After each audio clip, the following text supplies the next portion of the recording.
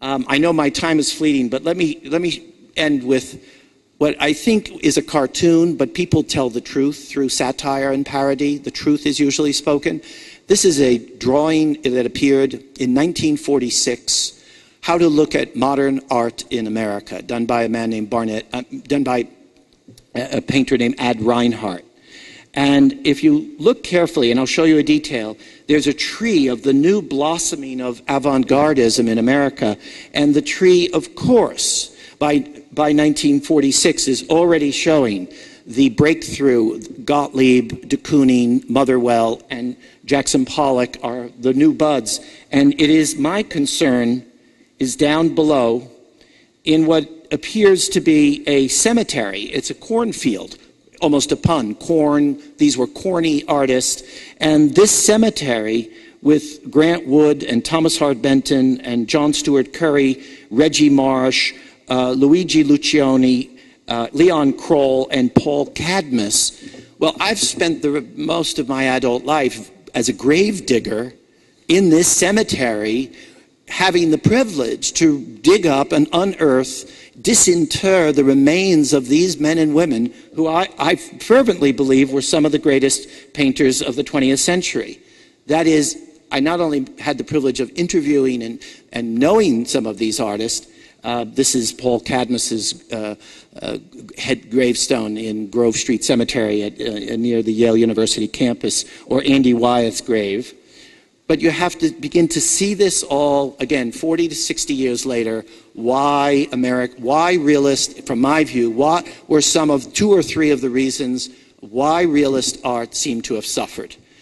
First of all, American realist art was regional, and it created a very bad aftertaste after the trauma of totalitarian propagandistic imagery of the Third Reich, of fascist Italy, of Stalinist social realism.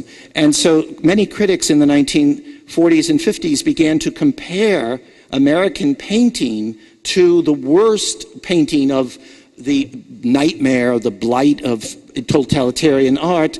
And there is a very superficial similarity in subject, perhaps, but it's much to look at work being created of the Soviet, looking at a kulak in the Ukraine, or this is from Nazi Germany, from the Hitlerian era, or a Thomas Hart Benton. This was too facile and too easy of a comparison. Many of us, when we took art history in college, used a book by H.W. Jansen. In 1946, Professor Jansen wrote, "Many paintings officially approved by the Nazis recall the works of regionalists in this country." Boom. That put the nail in the coffin. Regionalism, realist art was bad. It had this propagandistic quality.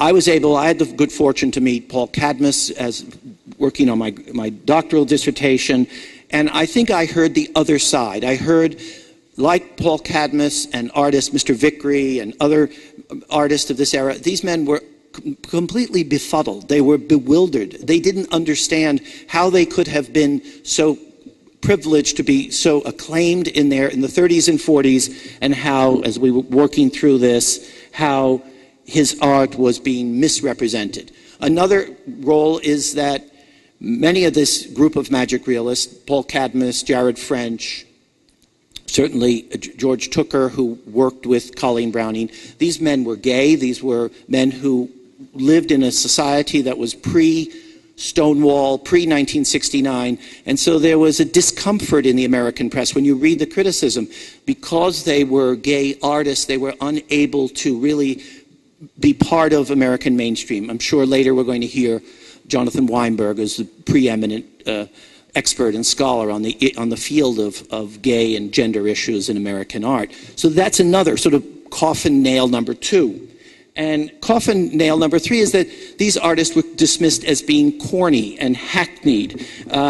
Ad Reinhardt shows a picture artist. They're hacks, they're confused, there's banality and illusion. An abstract painter is about dignity, order, clarity, and creativity. They were being, some of America's greatest realist representational, were being compared to cartoonists, John Nagy or Walt Disney or Norman Rockwell doing, art for magazine covers. The term kitsch became a predominant word, and I think in my own writing about artists like the great Steve Dohanos of Cleveland, Robert Vickery, obviously Colleen Browning, and a new generation of Robert C. Jackson, who's with us today, I think this tradition of realism continues. I think it's like every January when we get to influenza and we get a little bit of the cold and it comes back.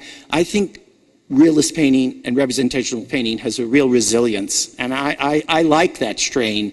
I like American realist art, and I'm just fascinated by, from a cultural point of view, why it has been eclipsed in so many ways.